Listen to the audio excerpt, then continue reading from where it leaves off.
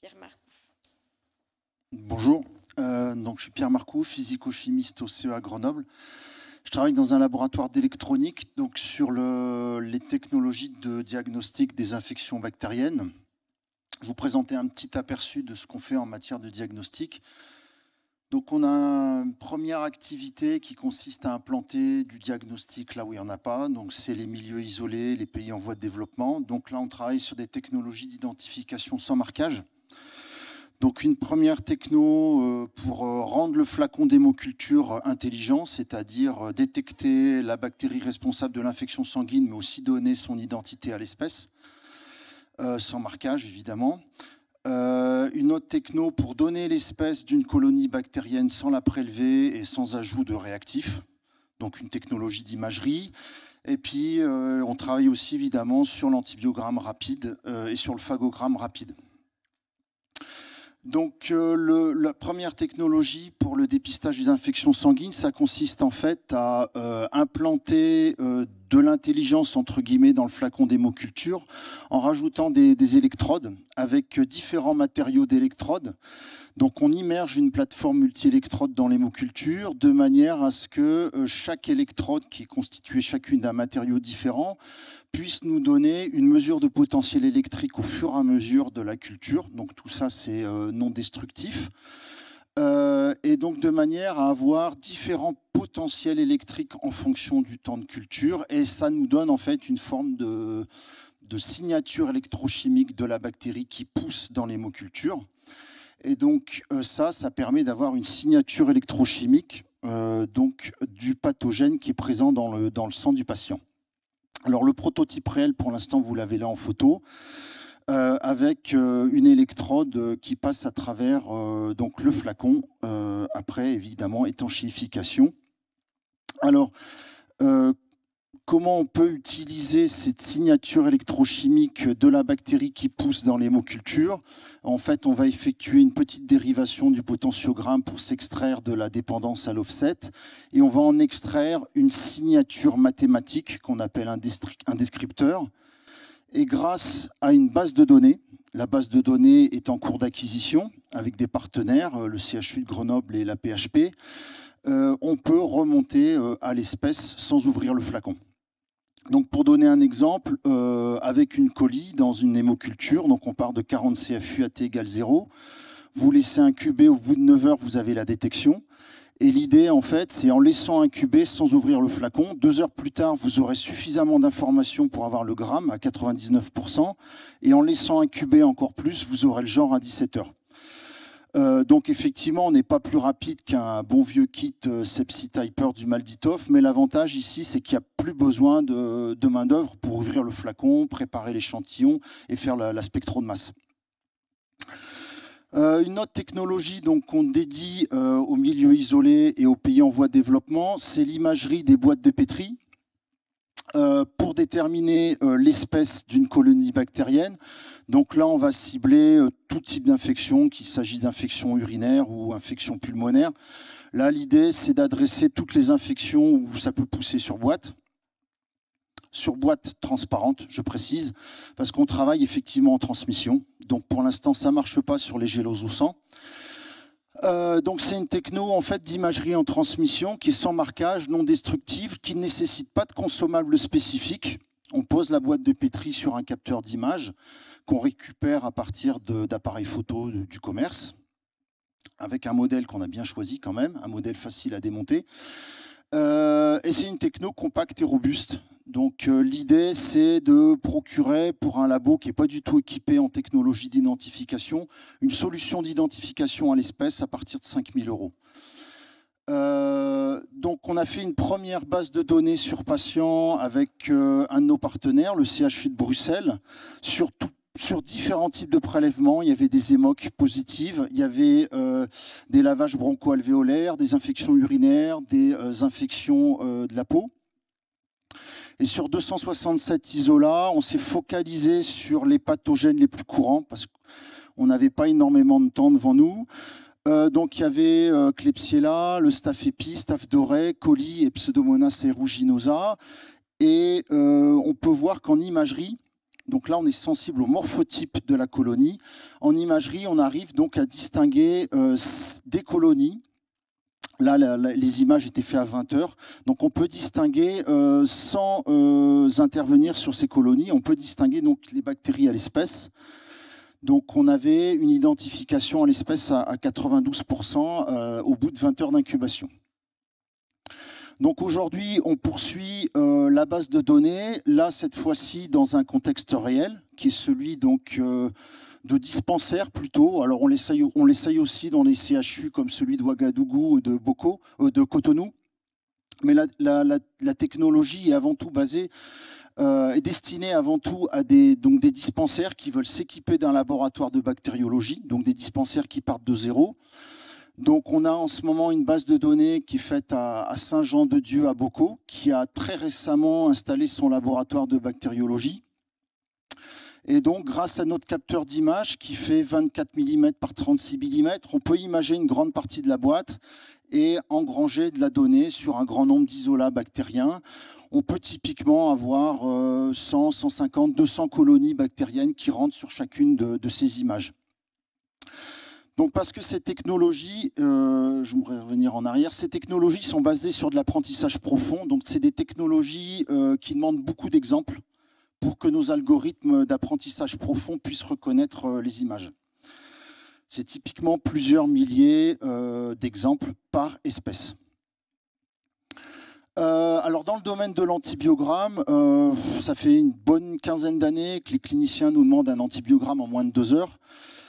C'est pas évident quand il y a un temps de latence, donc on s'est dit on va carrément abandonner tout ce qui est basé sur l'inhibition de croissance pour essayer de se focaliser sur des méthodes de marquage. Mais trouver une méthode de marquage qui soit non destructive, qui nique pas la croissance et qui soit universelle, c'est pas évident. Donc on est parti sur les marquages métaboliques avec des isotopes. Mais les isotopes, c'est un peu cracra parce qu'ils ne sont pas forcément stables, ils sont coûteux. Donc on est parti sur un isotope qui est très peu cher, le deutérium, qui a le bon goût d'être stable.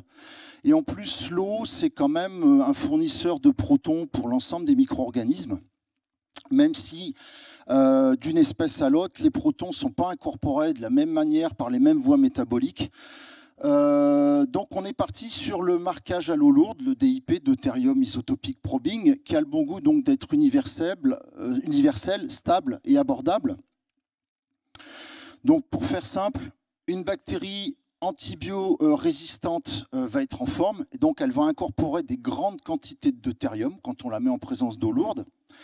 Et incorporer des deutériums, ça se voit assez facilement avec des technologies comme la spectroscopie infrarouge ou la spectroscopie Raman, qui sont deux techniques de spectroscopie chimique, on va dire, qui sont non destructives, en tout cas surtout le FTIR, la spectroscopie infrarouge, alors qu'une bactérie antibiosensible, elle va, du fait qu'elle est peu active métaboliquement, ne va pas incorporer ce deutérium.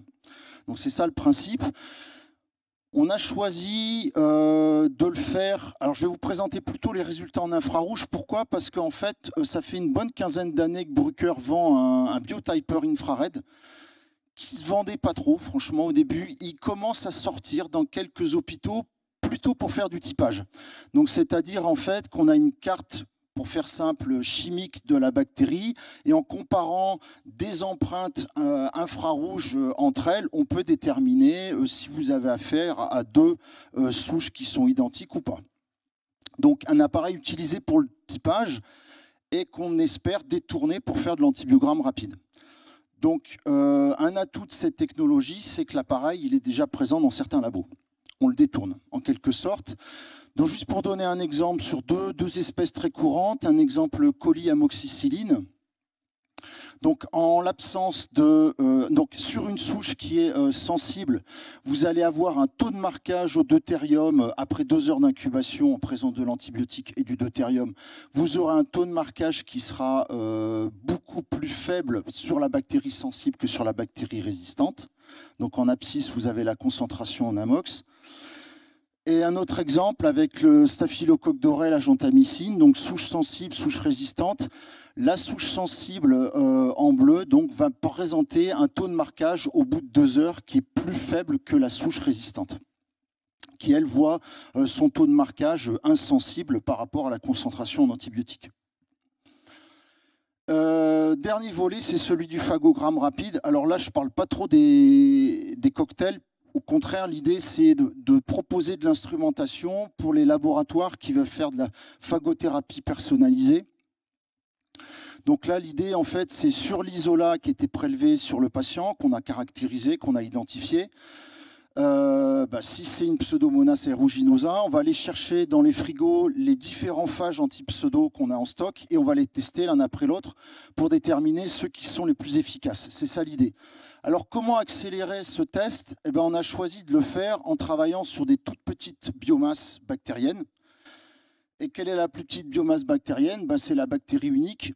Donc, en fait, on a choisi de partir sur des systèmes de pinces optiques pour piéger la bactérie à tester. Et notamment, on part sur des pinces optiques qui utilisent très très peu de lumière, notamment de manière à stresser un minimum la bactérie qu'on veut tester. Donc en fait, c'est des pinces optiques qui peuvent travailler avec des puissances lumineuses très très faibles. Donc on est dans l'ordre du microwatt. Microwatt dans l'infrarouge en plus. Donc des longueurs d'onde où l'eau absorbe très peu, ce qui stresse vraiment la bactérie. En fait, elle peut se diviser dans la pince. Même si vous la laissez faire, elle va se diviser dans la pince. Donc comment on fait ces pinces-là? En fait, on part d'un cristal photonique dans lequel on va faire un défaut. On introduit un défaut. Ce défaut va permettre en fait de concentrer la lumière au niveau du défaut. On amène la lumière par le biais d'un guide d'onde. Et donc la bactérie va être piégée au niveau de l'endroit où se concentre la lumière. Et donc on va pouvoir visualiser ce piégeage, alors déjà avec un microscope effectivement, mais l'idée c'est de se passer du microscope à long terme pour simplifier l'instrumentation. Donc comment on peut voir le piégeage sans le microscope? En regardant la quantité de lumière qui passe à travers le guide d'onde. Et donc là, on voit, quand on allume le laser, on a déjà une transmittance de 1 lorsque le guide d'onde, lorsque la cavité est vide. 1, parce qu'en fait, c'est comme ça qu'on normalise la lumière transmise par le guide d'onde. Quand la cavité va piéger une bactérie, alors évidemment, on va piéger une bactérie infectée préalablement par un phage.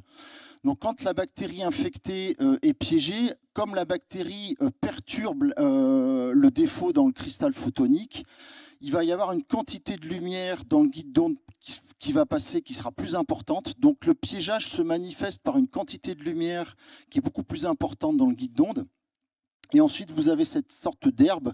Effectivement, comme la bactérie bouge, déjà par le mouvement brownien, mais aussi par ses flagelles, elle va avoir une perturbation du cristal photonique qui est très variable dans le temps. Donc, on a cette sorte d'herbe en fonction du temps.